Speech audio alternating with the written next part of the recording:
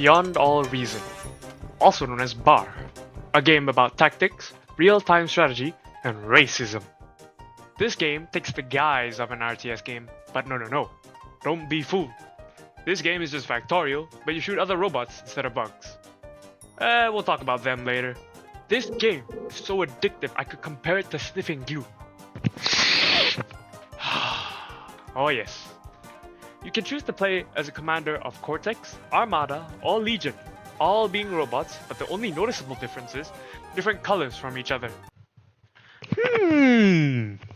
Oh, and they use different tactics and units, but we'll get into that later in the video. BAR is mostly well known for its try-hard RTS style, where people utilize the most try-hard tactics, browse tutorials from creators such as Drongo, and yeah, I don't got anybody else. So, let's hop into a game and see what I'm yapping about. I have 3 of my friends, Star, Fishman, and Gracie, to help crusade against the evil robots who are all suspiciously different shades of red. Attempt 1. We begin by placing metal collectors here and here. Metal collectors help gather metal for building more units, more buildings, and then said buildings will build more units, then more buildings and more units, then more buildings, then more buildings and more units, then more buildings. Metal is pretty important and necessary to keep our army in check, or else we won't have anything to build our army with. How then do we get metal? Well, it's simple. You can build metal extractors on these nodes, which contain infinite metal. Building on an extractor will give you a steady supply of metal. You can also build these fucks, also known as the Lazarus. They reclaim bots. Every faction has them, but their main purpose is to reclaim metal or energy from different types of units. What's really fucked about these guys is that these guys can resurrect dead troops, taking them from their robot heaven and returning them into this dead-ass moon. Well, let's build some units with the metal we got and... oh. Why aren't my factories building anything? Well, we need energy. Energy powers all our units to do basic tasks such as walking, shooting, or in this case building. Energy can be gathered in a myriad of ways, like using wind turbines, solar panels, or fusion reactors, the latter being more expensive, but more efficient. Having a strong economy with metal and energy is the key to having a more powerful army. Then you got Star, building fans on the moon with no atmosphere. Thanks, Star. Is this the hard AI? It is! Someone help! Someone bring troops! You gotta, yeah, it's over. That's like a heavy tank. Oh! We lost. Yeah, that was what you're not supposed to do. It's a really strong artillery. Boop. Oh!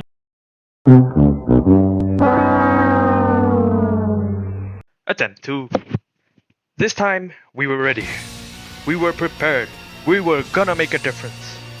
After getting a few metal extractors down, we went for Expansion. getting my commander to the middle of the map, placing radar station, and getting a constant stream of runs. Oh yeah. Oh. When I just got in T2, I noticed something in the corner. Something growing. Something big. Can't be anything bad, right?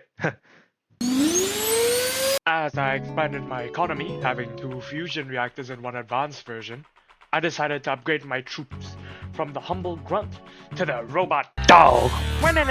Robot dog. This boy was advanced. Having 4 legs instead of 2, this boy could move faster than any of the tier 1 bots.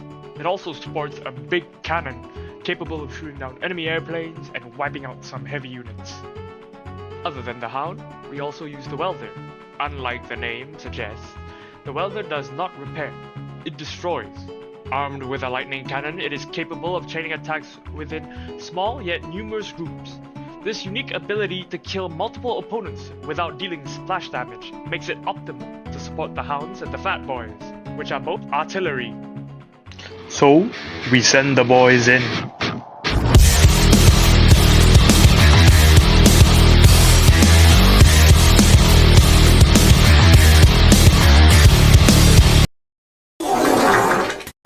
Yeah, that didn't work out. The AI are simply too expansive, and they keep drawing my army in, letting them take damage by their defenses, and we eventually take too much damage to be combat effective. So how can we solve this problem? Airplanes. King of the skies. However, being a king of the skies does not matter when there's a hole in your left wing.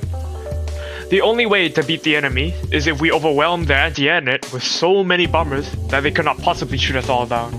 Ladies and gentlemen, may I present the Blizzard. The Blizzard is a tier 2 bomber, with a heavy payload dealing more damage than the tier 1 bomber. Able to take down strong buildings within just a couple of passes, its destructive power is immense, able to wipe out a whole row of units. But we won't send them all in. It's simply too expensive. However, we can still use the bombers for defense. Hey, remember that thing I said in the beginning of this round about how something was brewing in the corner? Well, my man Fishman had only decided to produce one unit for the entire match, and that was Fiends. Fiends are little butts that scurry around the battlefield with flamethrowers. I'm sure you know where this is going, right? So, with the combined efforts of Fishman's flamethrowers, Gracie's grunts, Star's gunships, and my bombers, you are about to take in one of the most beautiful attacks in Bar.